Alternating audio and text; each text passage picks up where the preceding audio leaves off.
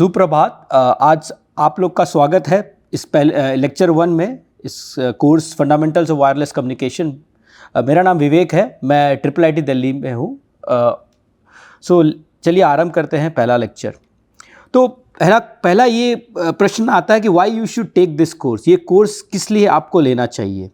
ये एक बहुत ही ज़रूरी कोर्स है जो आपको एक एडवांस लेवल रिसर्च, अगर आप वायरलेस कम्युनिकेशन के बारे में ज़्यादा जानना चाहते हैं, अगर आप इस एरिया में जॉब अप्लाई करना चाहते हैं, जैसे companies like Qualcomm, Samsung, national instruments, MathWorks, Nokia, Reliance, तो ये कोर्स आपको उसमें मदद करेगा। ये आपको ये बताएगा कि एक वायरलेस कम्युनिकेशन सिस्टम में क्या रहता है, इससे आप कैसे डिफरेंट स्टैंडर्ड्स, डेली आप सुनते होंगे 2G standard, 3G standard, 4G standard, ये आपको ये कोर्स बताएगा कि ये स्टैंडर्ड्स के अंदर कौन से ब्लॉक्स होते हैं, ये ब्लॉक्स की ये ब्लॉक से एक वायरलेस सिस्टम, कम्युनिकेशन सिस्टम कैसे बनता है। उसके अलावा ये कोर्स आपको एक building blocks of fundamental wireless communication system के बारे में भी बताएगा। उसके अलावा वाईफाई में कौन से ब्लॉक्स जाते हैं, सेलुलर स्टैंडर्ड्स में कौन से ब्लॉक जाते हैं, ब्लूटूथ में कौन से ब्लॉक जाते हैं, digital audio and video broadcast में कौन से ब्लॉक जाते हैं, ये सब के बारे में भी आपको जानकारी देगा। ये कोर्स लेने के बाद आप एक फंडामेंटल लेवल इंटरफेस आप रिसर्च एंड डेवलपमेंट एक ICT टेक्नोलॉजी में कर सकते हैं। ये आपको एक प्लेटफॉर्म देगा जिस पे आप एक्सपर्टीज़ बना सकते हैं ICT डोमेन में, और आगे अगर आपको और पढ़ाई करनी है, एडवांस लेवल रिसर्च करना है वायरलेस कम्युनिकेशन में, और आपको कोई अच्छी कंपनी में रिसर्च जॉब करना है, और या नौकरी करनी है कोई MNCs में या इंडियन कंपनीज़ में जो वायरलेस कम्युनिकेशन में काम करती है, तो उसमें भी मदद करेगी। आप लोगों ने 5G के बारे में बहुत सुना होगा। हाल फिलहाल में इंडिया में बहुत जगह 5G की डिप्लॉयमेंट हो रही है। जहाँ तक मेरे को पता है कि बहुत सारे ऑपरेटर्स, एयरटेल हो गया, जियो हो गए, और आइडिया, वोडाफोन हो गए, सब लोग 5G के डिप्लॉयमेंट में लगे हुए हैं। और 5G ऐसी टेक्नोलॉजी है जिसको 5th जनरेशन सेलुलर नेटवर्क्स भी कहते हैं। वो नॉट ओनली टेलीकम्युनिकेशन, बट ये बिज़नेस को भी, हेल्थ केयर को भी, रिटेल को भी, लॉजिस्टिक्स को भी इम्पैक्ट करेगी। तो इससे आपके जो वार्तालाप जो करते हो आप मोबाइल फ़ोन में, उसके अलावा भी जैसे आप कोई पेमेंट करते हो वेदर UPI थ्रू, और जैसे आप कोई वीडियो देखते हो, रियल टाइम वीडियो डाउनलोड करते हो, रियल टाइम वीडियो देखते हो, उसके अलावा आप टेलीमेडिसिन सॉर्ट ऑफ एप्लीकेशन में भी इसका यूज़ होगा, हेल्थ केयर में भी यूज़ होगा, लॉजिस्टिक्स में भी यूज़ होगा, और रिटेल मार्केटिंग में भी 5G का यूज़ होने वाला है। जस्ट आपको एक पर्सपेक्टिव देना चाहता हूँ 5G के ऊपर। 5G कैसे देश विदेश में डिप्लॉय हो रहा है, और इंडिया के संदर्भ में, खासकर भारत के संदर्भ में 5G पे क्या क्या रीसेंट खबर आया है, उसके ऊपर मैं थोड़ा आपको ये दिखाना चाहता हूँ। जैसे 5G ने बदली भारत की तस्वीर, रॉकेट बन गया इंटरनेट, मोबाइल स्पीड में 115% का इजाफा। ये ऑब्वियस सी बात है कि 5G से आपको मोबाइल स्पीड तो बढ़ेगी, उसके अलावा भी और कुछ भी बहुत सारे सहूलियत प्रदान होने वाली है आपको 5G की वजह से। एयरटेल 5G रोल आउट के मामले में एयरटेल ने जियो को पछाड़ा। 500 शहरों में लॉन्च हुआ हाई स्पीड इंटरनेट सर्विस। ये न्यूज़ आर्टिकल आप देख रहे हो, उसमें ये बताया जा रहा है कि 5G रोल आउट के मामले में एयरटेल ने सब बाद बाकी ऑपरेटर्स को पछाड़ दिया है, और बहुत सारे गाँव शहरों में 5G का डिप्लॉयमेंट स्टार्ट हो गया है। 5G के अलावा 6G पे भी काफ़ी काम हो रहा है इंडिया के संदर्भ में। 6G ला रही है भारत सरकार। 5G से 100 गुना तेज़ होगा इंटरनेट, 1 सेकंड में डाउनलोड हो जाएंगी 100 फिल्में। तो ये सब प्रोजेक्शंस है कि 5G के अलावा जब 6th जनरेशन सेलुलर स्टैंडर्ड्स आएंगी तो उससे और क्या सहूलियत और उससे क्या और फ़ायदा होंगे। 5G आते ही मिलने लगा सर्विस या करना होगा इंतज़ार, जाने जियो और एयरटेल का प्लान। तो जियो और एयरटेल ने काफ़ी डिप्लॉयमेंट स्टार्ट कर दी है 5G की, और आपको अभी भी देखोगे आप आपके मोबाइल फ़ोन पे तो एक 5G करके लेटर भी आता है। दैट मीन्स वो बताता है कि आपका नेटवर्क 5G बेस स्टेशन से या 5G टावर से कनेक्टेड है। उसके अलावा ऐसे जैसे मैंने बोला 6G की तैयारी भी शुरू हो चुकी है। 5G 100 गुना ज़्यादा स्पीड, ख़त्म हो जाएंगे स्मार्टफोन्स। बट ये एक प्रेडिक्शंस है कि 6G आने के बाद स्मार्टफोन की परिभाषा ही बदल सकती है, आपको स्मार्टफोन की ज़रूरत भी ना पड़ेगी, या तो फिर ऐसा होने वाला है कि आप एक नॉर्मल स्क्रीन पे भी 6G की वजह से आप वार्तालाप कर सकते हो। 5G इन इंडिया, जियो ने एक साथ 41 नए शहरों में लॉन्च की 5G सर्विसेज, मिलेगा 1 गीगाबिट्स पर सेकंड स्पीड का मज़ा। तो 5G में ऑब्वियसली एक स्पीड एक बहुत बड़ा फैक्टर है, जहाँ पर आप लोगों को 1 गीगाबिट्स पर सेकंड, अगर आपके समझिए मूवी की टोटल साइज़ 10 गीगाबाइट्स है, तो आप अगर 1 गीगाबिट्स पर सेकंड के हिसाब से डाउनलोड 10 मिनट्स में 10 सेकंड्स में आपकी पूरी मूवी डाउनलोड हो सकती है। सो पीएम नरेंद्र मोदी ने पेश किया 6G विजन डॉक्यूमेंट, 5 पॉइंट्स में समझे इसके बारे में सब कुछ। तो रिसेंटली हमारे honourable prime minister Modi ji ने भी 6G का विजन डॉक्यूमेंट पेश किया, और उसमें उन्होंने बताया कि इंडिया किस तरह से 6G के ऊपर एक लीप ले रहा है, और 6G के अनुरोध में क्या क्या काम हो रहा है, रिसर्च के मामले में, डिप्लॉयमेंट के मामले में, स्टैंडर्डाइजेशन के मामले में इंडिया किस तरह से इस पर काम कर रहा है। एक ये स्लाइड में ये मैं बताना चाहता हूँ कि how 5G will transform India, मतलब 5G इंडिया के कंटेक्स्ट में कैसे एक ट्रांसफॉर्मेशन लाने वाला है। तो जैसे हम हमेशा सोचते हैं कि एक जो सेलुलर नेटवर्क है, अगर आप 2G की बात करें या 3G की बात करें या इनफैक्ट 4G की भी बात करें, तो वो सिर्फ एक कनेक्टिविटी प्लेटफॉर्म नहीं है। ये सिर्फ एक ये प्लेटफॉर्म नहीं है कि आप बस अपने फ्रेंड को फ़ोन लगाया या अपने घर वालों को या रिलेटिव्स को फ़ोन लगा के बात कर लिया, वीडियो कॉल कर लिया। फिर 5G का जो कंटेक्स्ट है, ये टेलीकम्युनिकेशन के ऊपर का कंटेक्स्ट है। It's not only about connectivity, it's also about transformation what we are going to see. तो ये आपके सिर्फ टेलीकम्युनिकेशन के सेक्टर को ही नहीं, बाद में कि और अलग अलग सेक्टर को भी इम्पैक्ट करेगा। जैसे मैन्युफैक्चरिंग सेक्टर हो गया, ऑटोमोटिव सेक्टर हो गया, हेल्थ केयर सेक्टर हो गया, एजुकेशन सेक्टर हो गया, सब जगह 5G का कुछ ना कुछ ट्रांसफॉर्मेशन आने वाला है। इसीलिए काफ़ी इंडिया में आप देखो काफ़ी गतिविधियाँ हो रही है 5G को लेके, और इस साल बजट में भी काफ़ी 5G यूज़ केसेस को लेके काफ़ी परियोजनाएँ लाई गई है।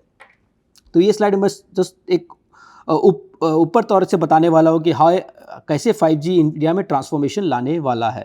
तो पहला यूज़ केस देखते हैं, advanced manufacturing. As you can see, अगर आप देख सकते हो एडवांस्ड मैन्युफैक्चरिंग कंटेक्स्ट में, advanced manufacturing automation and control. जैसे आप एक मैन्युफैक्चरिंग प्लांट में आपको हमेशा कुछ ऑटोमेशन या कंट्रोल की ज़रूरत पड़ती है, असेंबली लाइन की ज़रूरत पड़ती है, रिमोट असिस्टेंस की ज़रूरत पड़ती है, रोबोट कंट्रोल की ज़रूरत पड़ती है, कोलैबोरेटिव रोबोट्स की ज़रूरत पड़ती है। ये सब जगह पे 5G का इम्पैक्ट आने वाला है। जैसे कोई रोबोट्स आपस में बात कर रहे हैं, या कोई रोबोट किसी सेंट्रल नोड से बात कर रहा है, आपको एक असेंबली लाइन को कंट्रोल करना है, एक आपको रिमोट असिस्टेंस देना है, सब में 5G का कुछ ना कुछ इम्पैक्ट पड़ने वाला है। उसके अलावा मेंटेनेंस की बात कर ले, ऑपरेशन एंड मेंटेनेंस की बात कर ले, ऑगमेंटेड रियलिटी की बात कर ले, ऑटोनोमस फैक्ट्री ट्रांसपोर्ट की बात कर ले, सब पे 5G का कुछ ना कुछ इम्पैक्ट पड़ने वाला है।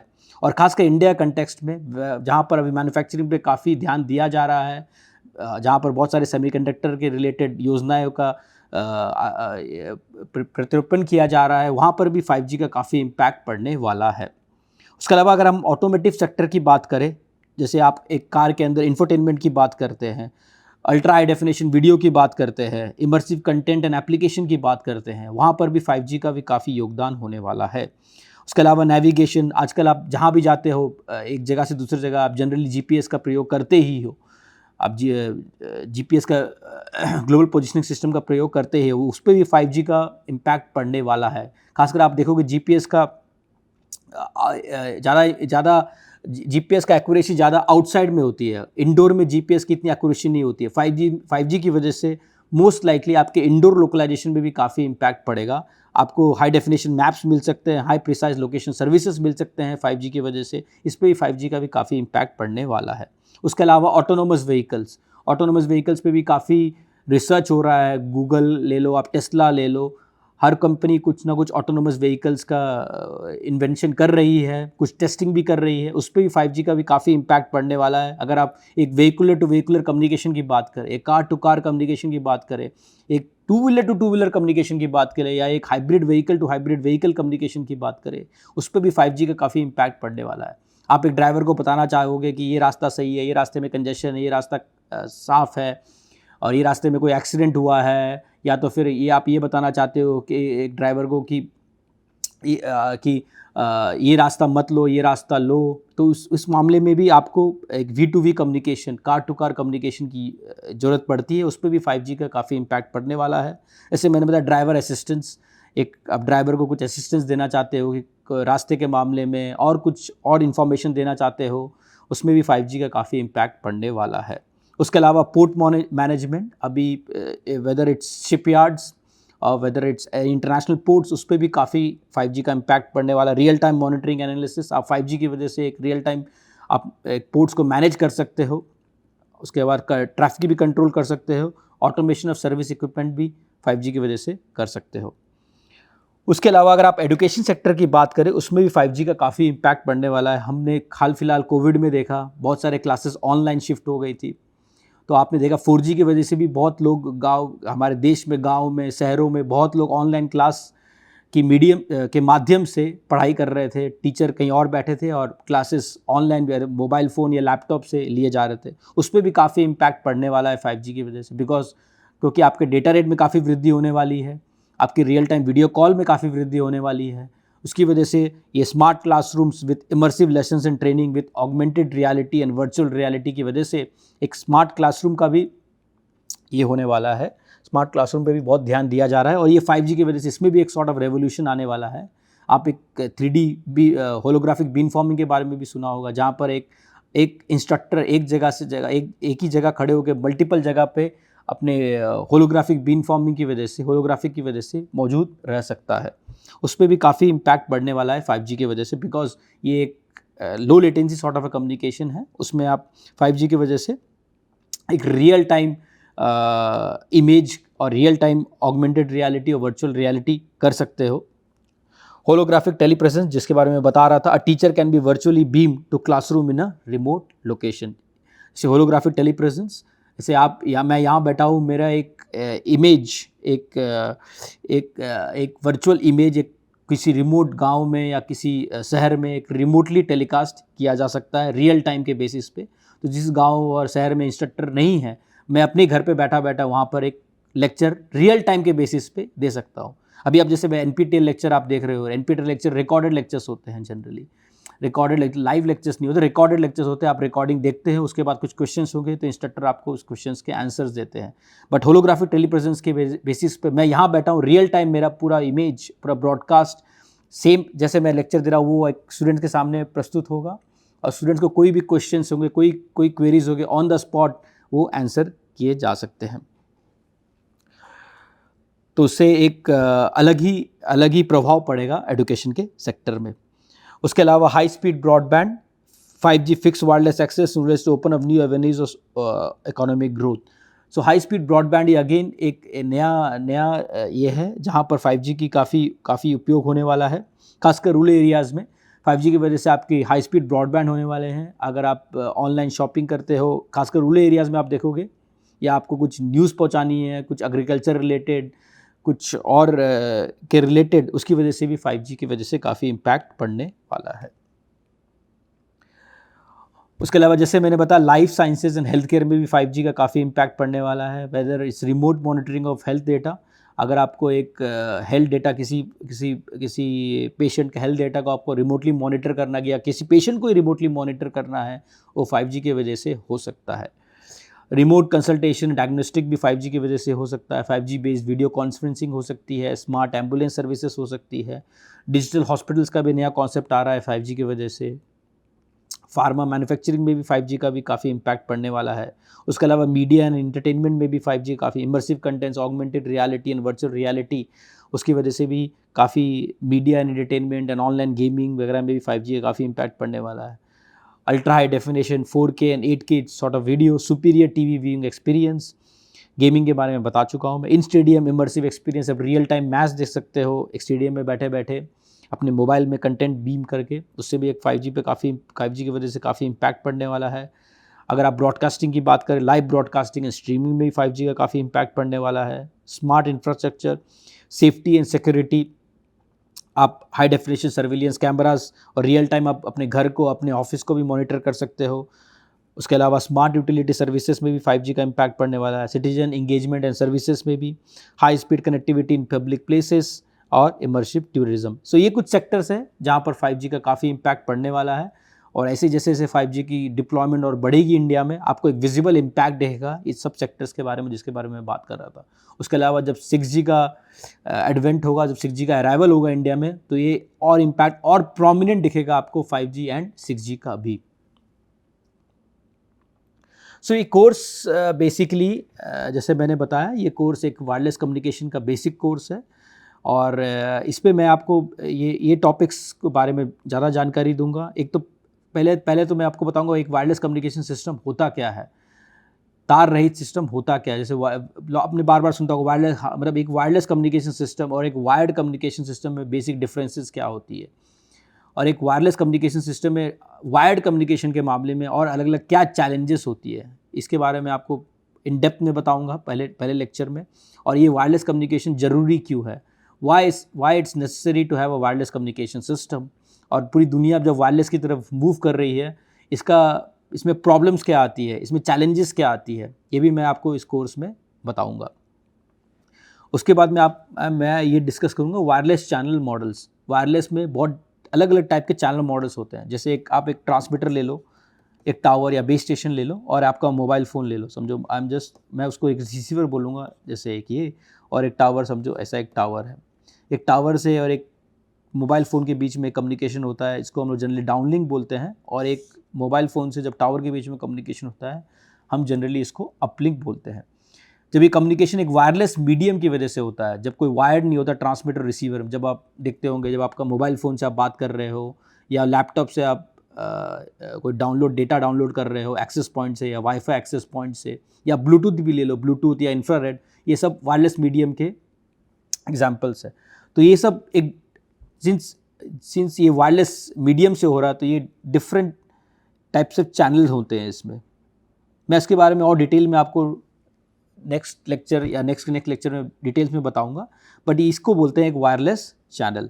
एक ट्रांसमीटर और रिसीवर के बीच में जो चैनल होता है उसको जनरली हम लोग वायरलेस चैनल बोलते हैं। और ये वायरलेस चैनल के डिफरेंट टाइप ऑफ मॉडल्स होते हैं। जब आप ट्रांसमीटर और रिसीवर एक दूसरे को देख सकते हैं तो हम उसको लाइन ऑफ साइट मॉडल बोलते हैं। जब एक ट्रांसमीटर रिसीवर एक दूसरे को नहीं देख सकते हैं तो हम उसको non line of site models बोलते हैं।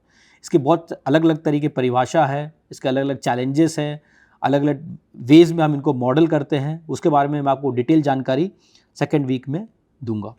उसके बाद मैं आप जाऊँगा large scale feeding and small scale feeding पे। लार्ज स्केल फीडिंग एक वो फीडिंग होता है जब लार्ज डिस्टेंसेस के ऊपर होता है, जब ट्रांसमीटर रिसीवर में बहुत ज़्यादा डिस्टेंस हो, और ये फीडिंग किस तरह से इम्पैक्ट करता है उस पर मैं ज़्यादा जानकारी आपको जब मैं लार्ज स्केल फीडिंग कवर करूँगा तब दूंगा। और स्मॉल स्केल फीडिंग इसका एक छोटा सा अंश है। स्मॉल स्केल फीडिंग में जब एक रिसीवर छोटे छोटे डिस्टेंसेस मूव करता है तब इस पर क्या इम्पैक्ट पड़ता है रिसीवर परफॉर्मेंस में, उसके बारे में मैं डिटेल में स्मॉल स्केल फीडिंग में बताऊंगा। उसके बाद मैं बताऊंगा digital modulation techniques like MPSK MQM schemes. So digital modulation क्या होता है, आप ये बिट्स को जब बिट्स जनरेट करते हो, बिट्स 100101, ये बिट्स को आप ट्रांसमीटर से रिसीवर में कैसे भेजते हो मॉड्यूलेशन के द्वारा, डिजिटल मॉड्यूलेशन के द्वारा, ये आपको मैं इस हफ्ते में बताऊंगा। और ये क्या डिफरेंट टेक्निक्स होते हैं ये मॉड्यूलेशन के, जैसे एमएरी फेज शिफ्ट कीइंग, जहाँ आप एक सिग्नल का फेज को मॉड्यूलेट करते हो, या MQM स्कीम्स जहाँ आप एक सिग्नल के एम्पलीट्यूड और फेज दोनों को मॉड्यूलेट करते हैं, उसके बारे में मैं बहुत जानकारी दूंगा। तो MQM स्कीम्स जो हैं वो काफ़ी यूज होती हैं वाईफाई के सिग्नलिंग में या सेलुलर के सिग्नलिंग में, खासकर 16 QAM, 64 QAM, 256 QAM या 1024 QAM। आजकल तो 2048 QAM का भी इस्तेमाल हो रहा है वाईफाई 7 और 5G सेलुलर नेटवर्क्स में भी। तो इसके बारे में ज़्यादा जानकारी है मैं आपको वीक 5 के लेक्चर्स में दूंगा। उसके अलावा मैं आपको बताऊंगा कि error performance in AWGN and fading channel. So AWGN channel जिसको हम लोग बोलते हैं वो है additive white Gaussian noise channel. AWGN additive white Gaussian noise channel. So एक एडिटिव, एक वाइट, गॉसियन, नॉइज, ये चारों का अलग अलग एक्सप्लेनेशन है, अलग अलग मीनिंग है। तो एडिटिव मैं बताऊंगा इसको और डिटेल में इस वीक में, बट जस्ट आपकी इनिशियल जानकारी के लिए एडिटिव मीन्स आप एक सिग्नल पे इसको ऐड करते हैं, इसलिए इसको एडिटिव बोलते हैं। ये वाइट इसलिए बोलते हैं इसको क्योंकि ये हर फ्रीक्वेंसी कंपोनेंट इसके अंदर समाया जाता है ब्रॉडली, रफली। गॉसियन बिकॉज इसका डिस्ट्रीब्यूशन जो होता है वो एक sort of bell curve sort of होता है और गॉसियन कर्व होता है। और नॉइज़ बिकॉज ये एक नॉइज़ है, वो आपके सिग्नल को इम्पैक्ट करता है, आपके सिग्नल के परफॉर्मेंस को डिग्रेड करता है, और ये नॉइज़ हर रिसीवर में मौजूद रहता है। तो ये इसका हम लोग इम्पैक्ट पढ़ेंगे। सो अब जो बिट्स भेज रहे हो ट्रांसमीटर से रिसीवर पे, वो बिट्स कितनी सही रिसीव होती है, ये AWGN नॉइज़ पे भी बहुत डिपेंड करता है। उसके अलावा मैं आपको फीडिंग चैनल के बारे में बताऊंगा। फीडिंग चैनल एक वायरलेस चैनल, जैसे मैंने बताया आपको wireless channel model, large scale feeding and small scale feeding. तो पहला इम्पैक्ट हम जो पढ़ेंगे वो नॉइज़ के बेसिस पे है, और उसके अलावा जो इम्पैक्ट पढ़ेंगे वो फीडिंग के बेसिस पे है। तो एक चैनल जो आप पहले एक रिसीवर जो है पहले नॉइज़ पे इम्पैक्ट होता है उसका, और जो डेटा हम भेज रहे हैं ट्रांसमीटर से रिसीवर पे, वो डेटा ऑब्वियसली कुछ ना कुछ फीड होगा because of the wireless channel. तो ये दो इम्पैक्ट होते हैं ट्रांसमिटेड सिग्नल पे, एक तो फीडिंग का इम्पैक्ट ये वायरलेस चैनल की वजह से, और एक AWGN का जो नॉइज़ का इम्पैक्ट वो आपके ट्रांसमीटर में भी रहता है, रिसीवर में भी रहता है। तो ये नॉइज़ की वजह से और एक फीडिंग की वजह से दो इम्पैक्ट होते हैं।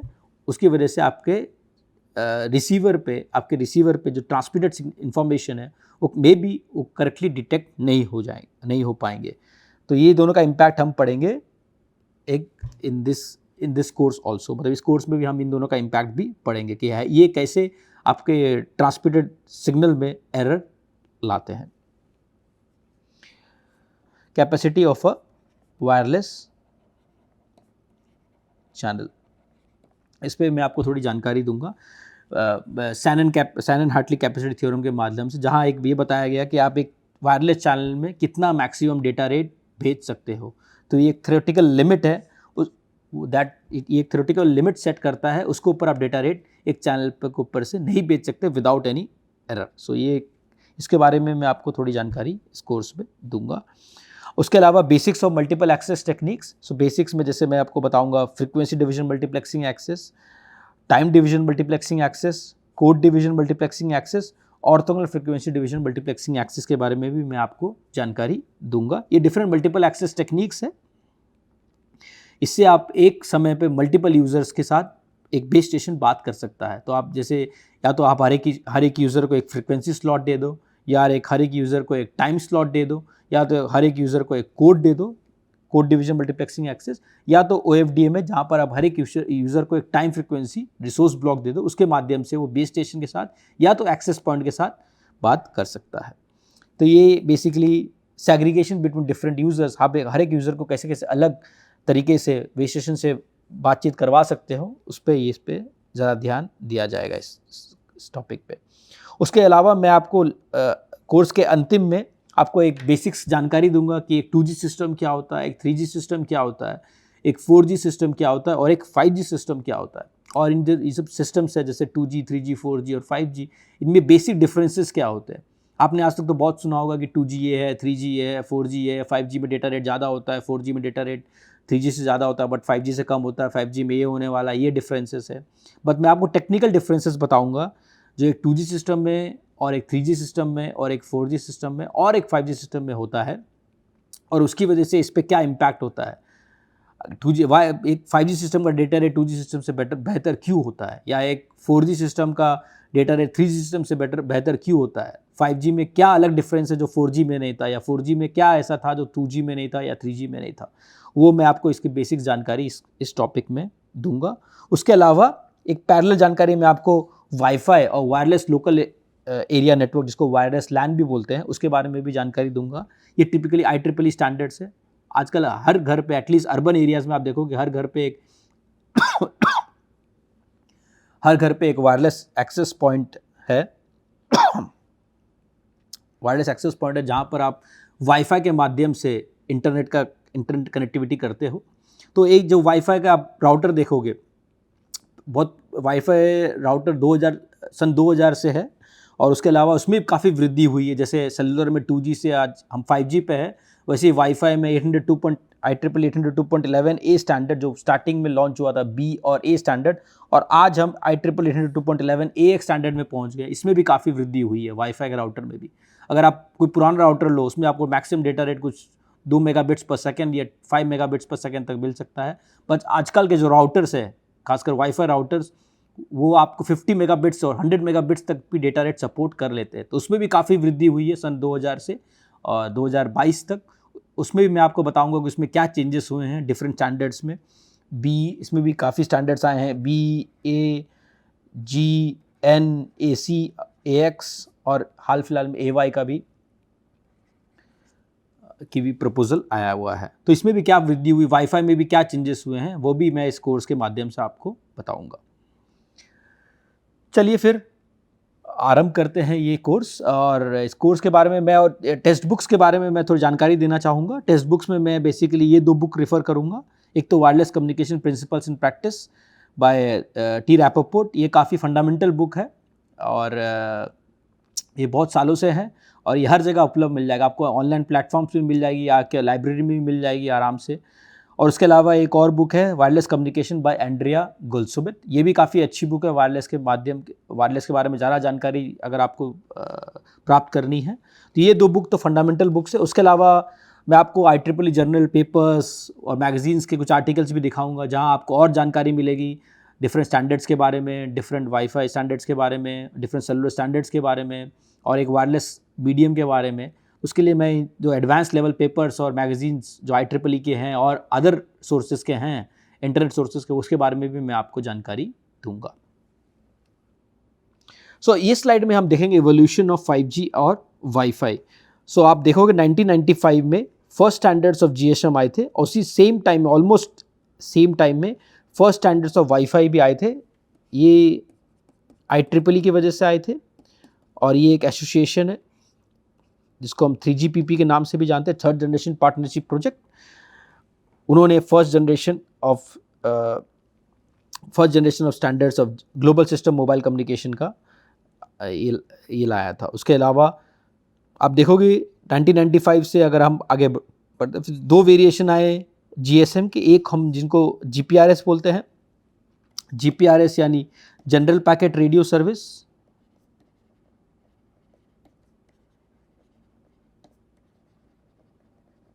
और दूसरा है EDGE, enhanced data rate for GSM evaluation.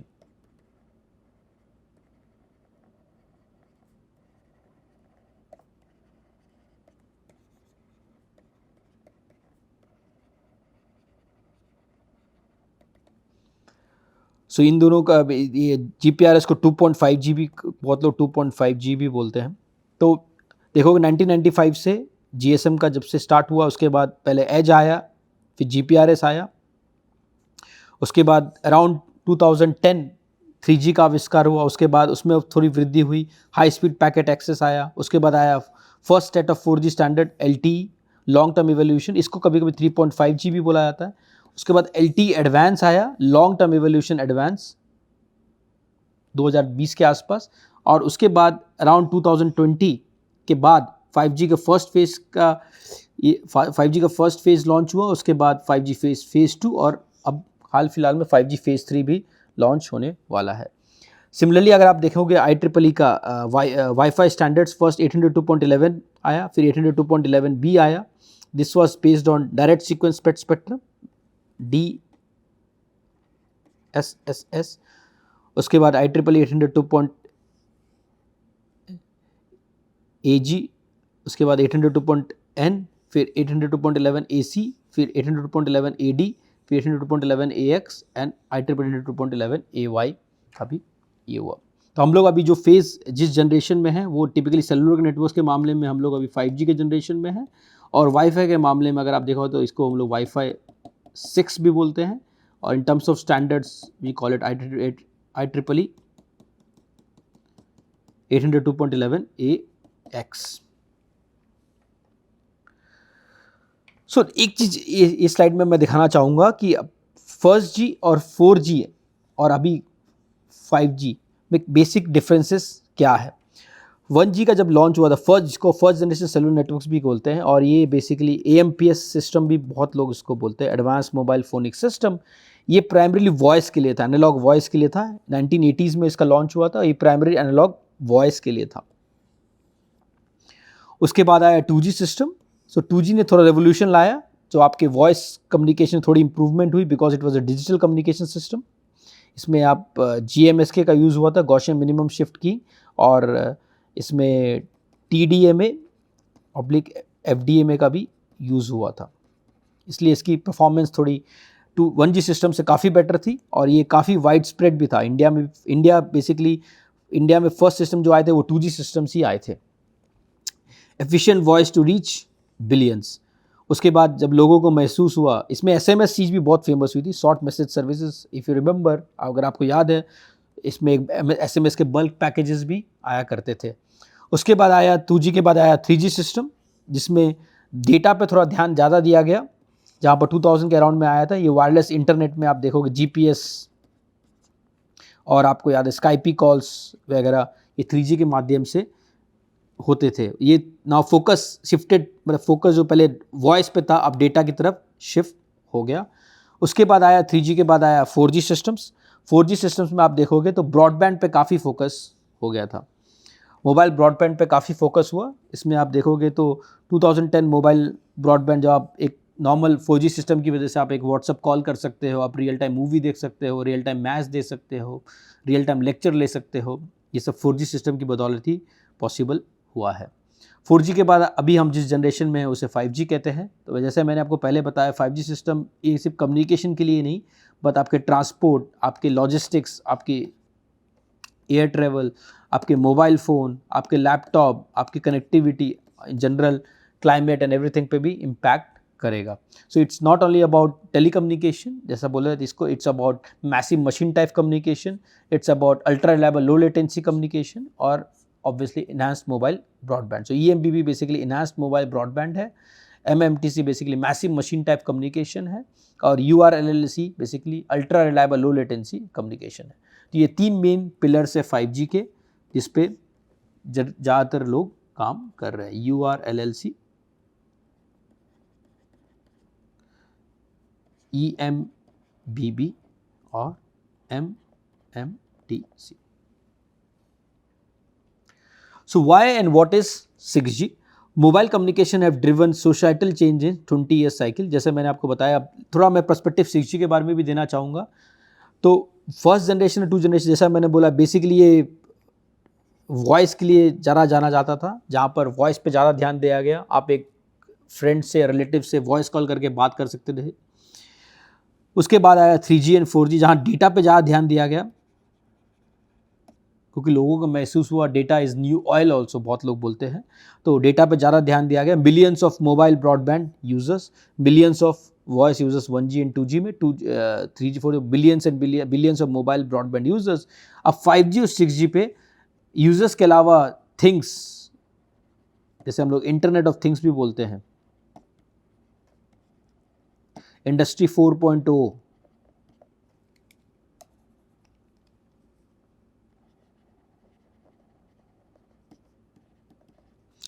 ये सब इंडस्ट्री 4.0, प्राइवेट नेटवर्क्स, या तो फिर स्मार्ट मैन्युफैक्चरिंग पे भी ध्यान जा रहा है। तो trillions of connected objects and intelligence, इसमें इंटेलिजेंस का भी उपयोग हो सकता है, जैसे मशीन लर्निंग हो गया, आर्टिफिशियल इंटेलिजेंस हो गया, इस पे भी इसका भी कुछ उपयोग 5G एंड 6G नेटवर्क्स में होता है। सो massive automation society needs more than 5G can offer, 5G just a start. तो जब आपको एक पूरी फैक्ट्री को ऑटोमेट करना है, तो 5G के अलावा भी कुछ और एक्स्ट्रा चाहिएगा आपको, तो इसलिए 6G के ऊपर भी बहुत ध्यान दे रहा है। तो 6G will merge physical, digital and biological worlds, fulfilling United Nations sustainable development goals of digital societies. 6G require more radical transformation. Capabilities of wireless transmission must be pushed to the limits. Massive utilization of artificial intelligence in networks and applications. Radical innovations needed for future wireless business ecosystems. तो ये radical transformation 6G की वजह से आ सकता है। तो ऐसे भी ये कोर्स में मैं 6G के बारे में सिर्फ आपको एक ग्लिम्स दूंगा, और 6G से क्या, 6G में और 5G में बेसिक डिफरेंसेस क्या है, उसके बारे में भी थोड़ी जानकारी दूंगा।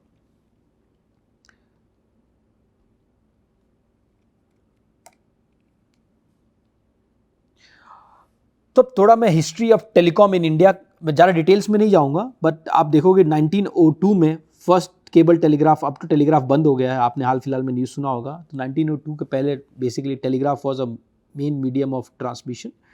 1913-14 में first automatic exchange installed in Shimla. 1951 में आप देखोगे first TV transmitter of India was installed in government engineering college Jabalpur on 24 अक्टूबर। फिर उसका देखोगे 1976 में फर्स्ट डिजिटल माइक्रोवेव जंक्शन। 1984 में C DOT establish centre for department of telematics for indigenous development and production of digital exchanges का ये हुआ था। और 1995 में internet introduce in India started with Laxmi Nagar Delhi 15 अगस्त 1995 में।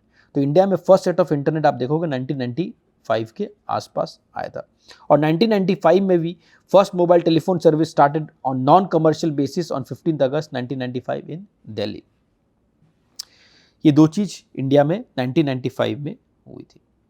सो history of telecom in India. So again आप देखोगे first military landline from Fort William to Lal Bazar by British government in 1851 1851 में। फिर 1881 में first civil landline services introduce by the British viceroy and his team. फिर 1923 में देखोगे इंडियन रेडियो टेलीग्राफिक कंपनी का भी फॉर्मेशन हुआ था। फिर 1947 में formation of post telephone and telegraphy under ministry of communication. तो मिनिस्ट्री ऑफ कम्युनिकेशन में 3 डिपार्टमेंट आते थे, department of post, telephone and telegraphy. So एक 1985 में डिपार्टमेंट ऑफ टेलीकॉम अलग हुआ था, establish separate from postal system, postal और डिपार्टमेंट टेलीकॉम को अलग कर दिया गया था। 1986 में डीओटी का फर्दर विभाजन हुआ था, उसमें 3 और डिपार्टमेंट निकले थे, एमटीएनएल महानगर telephone Nigam limited, department of telematics and विदेश संचार निगम लिमिटेड। 1995 में फर्स्ट मोबाइल फ़ोन कॉल हुआ था by telecom minister Sukhram to Jyoti Basu in Kolkata. 1997 में TRAI telecom regulatory authority of India बनाया गया था।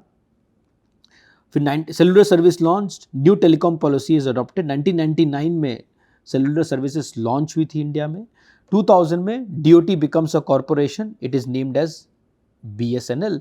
और 2009 में आप देखोगे 2009 12-13 साल पहले, for 3 months in a row India beat China for maximum number of subscriber added every month. So आप देखोगे जब 1999 में पहले सेलुलर सर्विस लॉन्च हुआ था और आज तक 20-22 साल में नंबर ऑफ सब्सक्राइबर्स इंडिया में it's very close to what they have in China.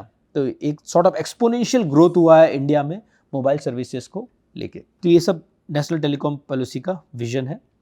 So radio telecom frequency bands in India, तो आप देखोगे बेसिकली CDMA और for frequency division full duplex LTE uplink and downlink है मैंने frequency band. Just for your information ये मैंने TRA के website से लिया, telephone regulatory authority of India से। तो 800 मेगाज आप देखोगे अपलिंक इस पे है, डाउनलिंक इस पे है। 900 मेगाज में अपलिंक इस पे है, डाउनलिंक इस पे है। 800 मेगाज में अपलिंक इस पे है, डाउनलिंक इस पे है।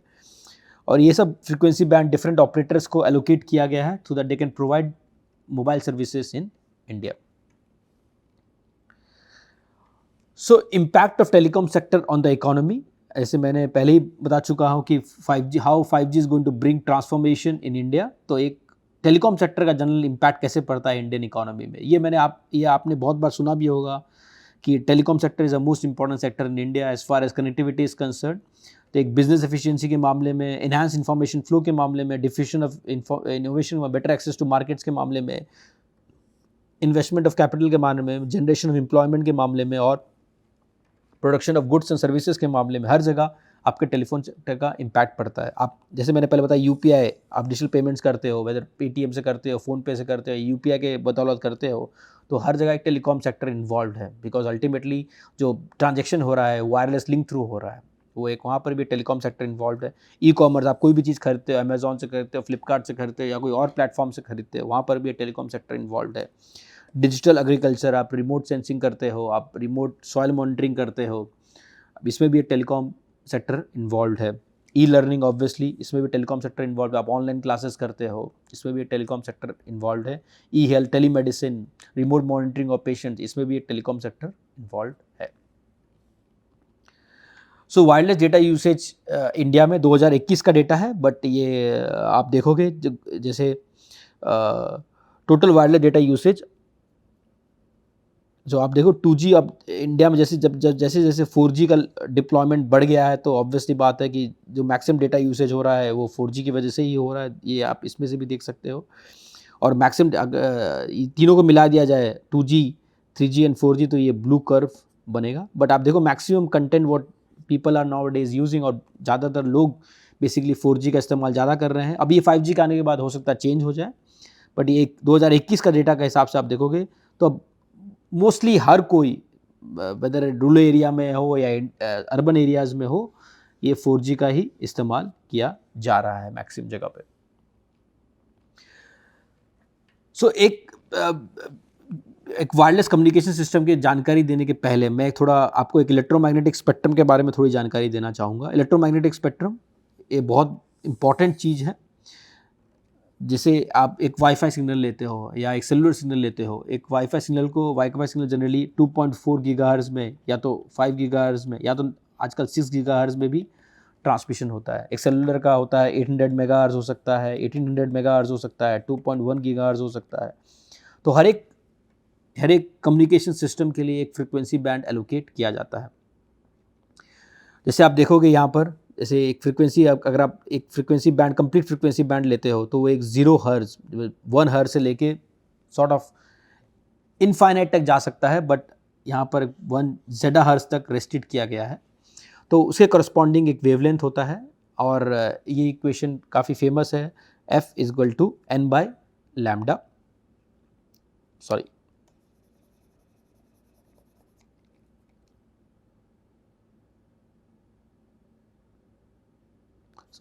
ये इक्वेशन काफ़ी फेमस है, लैम्डा = c/f। तो आप देखोगे lambda is the wavelength, c is the velocity of the light 3 × 10⁸ metres per second, and f is the frequency. तो आप देखोगे जैसे जैसे फ्रीक्वेंसी बढ़ेगी आपकी वेवलेंथ कम होगी। ओके, तो ये इक्वेशन यहाँ पर भी लिखा गया है। तो आप जैसे जैसे, और हर एक सर्विसेज के लिए एक फ्रीक्वेंसी बैंड एलोकेटेड है। तो आप देखोगे जैसे मैंने बताया कि जैसे जैसे फ्रीक्वेंसी बढ़ रही है आपकी वेवलेंथ कम हो रही है। अगर लोअर फ्रीक्वेंसी में आपकी वेवलेंथ 1 मीटर, 10 मीटर, 100 मीटर्स तक भी जा सकती है, और जैसे जैसे फ्रीक्वेंसी आप एक टेराहर्ट्ज़ रेंज में जाते हो या हायर गीगाहर्ट्ज़ रेंज में जाते हो, तो आपकी वेवलेंथ जो millimetre wave, centimetre wave, millimetre wave और microwave something on that lens पे भी जा सकती है। तो ये बैंड्स का सेग्रीगेशन कैसे होता है, जैसे अगर आपकी फ्रीक्वेंसी 1 हर्ट्ज़ से भी लो है तो इसको हम लोग अल्ट्रा लो फ्रीक्वेंसी बोलते हैं।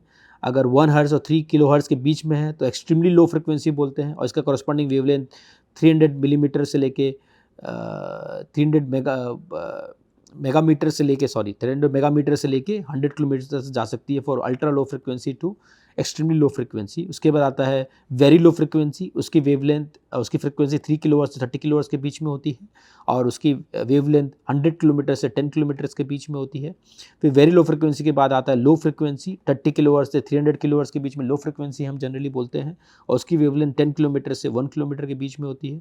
उसके बाद आता है मीडियम फ्रीक्वेंसी, उसकी फ्रीक्वेंसी यानी 300 किलोहर्ट्ज़ से 3 मेगाहर्ट्ज़ की होती है, और उसका वेवलेंथ 1 किलोमीटर से 100 मीटर्स के बीच में होता है। फिर आती है हाई फ्रीक्वेंसी, और very high frequency, ultra high frequency, super high frequency, extremely high frequency and सब मिलीमीटर वेव। इसको हम लोग कभी कभी टेराहर्ट्ज़ भी बोलते हैं। और इसका जनरली आजकल इनका जैसे बैंड डेजिग्नेशन, जैसे नाम किसी बेसिस पे जाते थे, instead of very fine segregation, जैसे मैंने पिछले वाले इसमें किया था, ultra high low frequency, extreme low frequency, very low frequency, medium frequency, high frequency, very high frequency. Generally इसको इस बेसिस पे भी सेग्रीगेशन कर सकते हैं। High frequency is 3 to 30 megahertz, very high frequency is 30 to 300 megahertz, and ultra high frequency is 300 to 3000 megahertz और 300 to 3 gigahertz. और इसको एल बैंड को हम जनरली 1 to 2 गीगाहर्ट्ज़ को एल बैंड बोलते हैं, एस बैंड 2 to 4 गीगाहर्ट्ज़ को S band बोलते हैं, सी बैंड बोलते हैं 4 to 8 गीगाहर्ट्ज़ को। आप देखोगे मैक्सिमम कम्युनिकेशन सिस्टम जनरली ये 4 फ्रीक्वेंसी बैंड्स में मौजूद होते हैं, वेदर आप वाईफाई की बात करें या सेलुलर की बात करें या ब्लूटूथ की बात करें, ज़्यादातर सर्विसेज इसी बैंड्स में प्रोवाइड की जाती है। उसके बाद आता है X band, K U band 12 to 18 gigahertz, K band 18 to 27, Ka band 27 to 40 gigahertz, V band 40 to 75 gigahertz, W band 75 to 110 gigahertz, millimetre wave band 110 to 300 gigahertz की फ्रीक्वेंसी रेंज के बारे में बताया जाता है। और डिफरेंट फ्रीक्वेंसी बैंड्स में जैसा मैंने बोला डिफरेंट सर्विसेज प्रोवाइड की जाती है। जैसे वेरी लो फ्रीक्वेंसी जनरली आपकी मैरीटाइम रेडियो नेविगेशन में यूज़ होती है। Low frequency maritime radio navigation में, ये दो फ्रीक्वेंसी जो है आपके बेसिकली मैरीटाइम रेडियो नेविगेशन में यूज़ होती है। मीडियम फ्रीक्वेंसी जो 300 किलोहर्ट्ज़ से 3 मेगाहर्ट्ज़ में am radio, Akashvani, aviation radio navigation में यूज़ होती है। हाई फ्रीक्वेंसी जिसका रेंज 3 मेगाहर्ट्ज़ से 30 मेगाहर्ट्ज़ में शॉर्ट वेव रेडियो में जनरली इसका उपयोग किया जाता है।